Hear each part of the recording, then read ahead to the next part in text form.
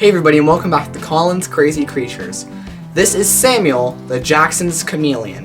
He's named after Samuel Jackson, who plays many of my favorite movie characters, like Nick Fury, Mace Windu, Frozone, and also the guy from the Capital One commercial.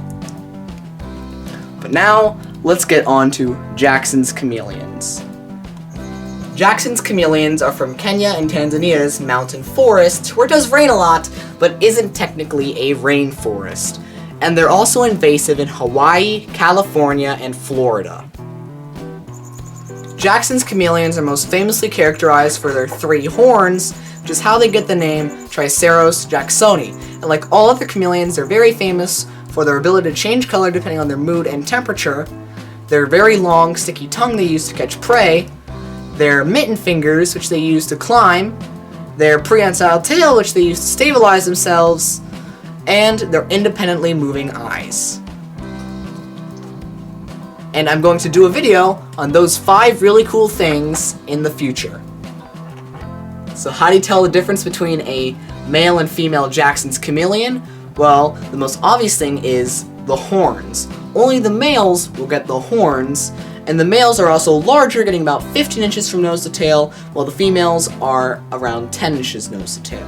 And there's also a huge difference in life expectancy. The males will live much longer than the females, living to about 10 years, maybe a bit more, and the females living to like 3 or 4.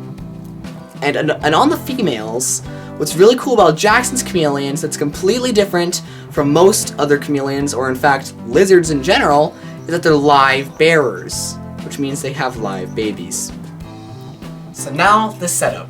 This is a Zoomed Reptibreeze medium, which is basically a screen enclosure with a plastic frame.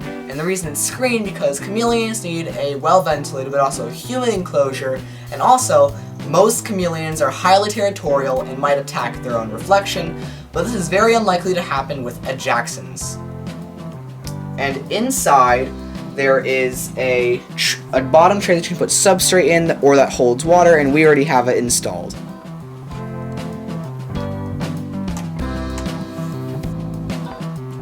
And it's very light and easy to knock over, so what we did is we put some of this sticky foam material that my dad put into his tool chest to keep tools from sliding around.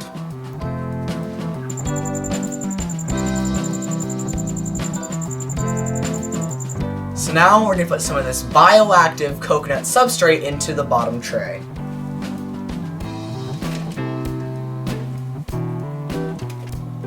Now we're going to put this live plant in. This is an umbrella plant, and they're really good for chameleons because of the way they branch out and that they hold water on their leaves.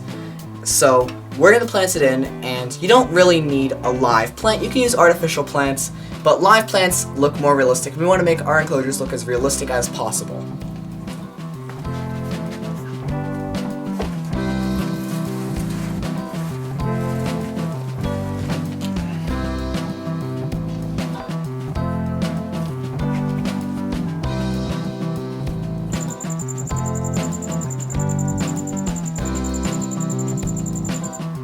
So now I'm going to put some moss in the bottom to make it look a little bit nicer and also hold some more moisture.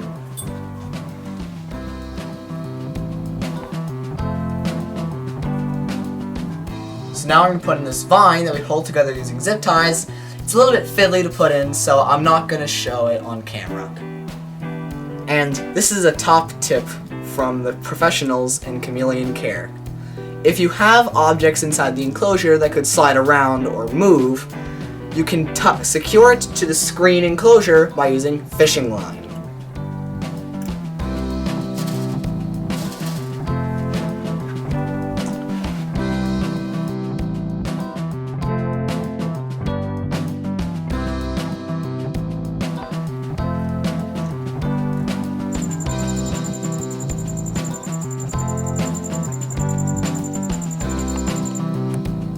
Now we're going to put in this chala wood piece, and it's good for shedding because it's nice and hard and rough.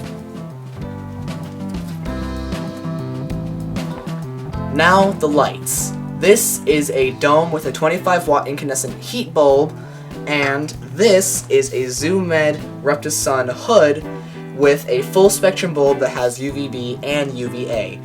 And chameleons need UVA because they can see in color particularly well. Now, time to switch them on.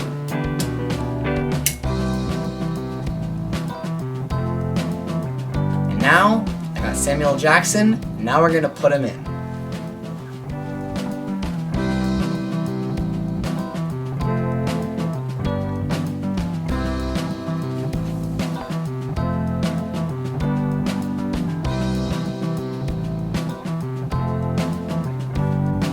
So now let's talk about drinking and moisture. The way chameleons drink is they don't actually need a water bowl at all, though you can put one in for humidity reasons. They actually drink off of the leaves, and the way you can make sure they can do this is by either spraying daily with a pressure or a hand sprayer, or putting it in a dripper system. I personally prefer the pressure sprayer over the dripper because I can't get the dripper to drip at the rate that I want it to, and you can't control how much water goes in without visibly looking in.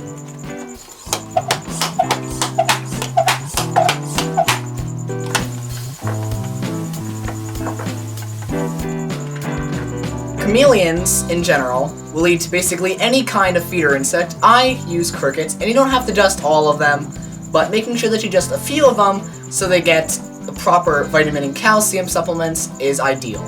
So now, we're going to try and feed him.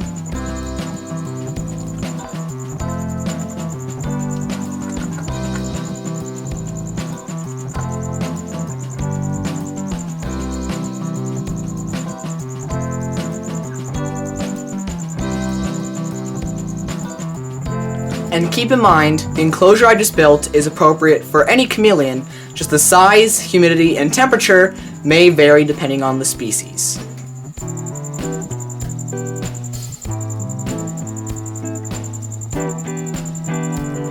So that was Samuel L. Jackson, the Jackson's Chameleon, and setting up a chameleon enclosure. Thanks for watching. Please subscribe to our channel, like our videos, and see you next time on Colin's Crazy Creatures.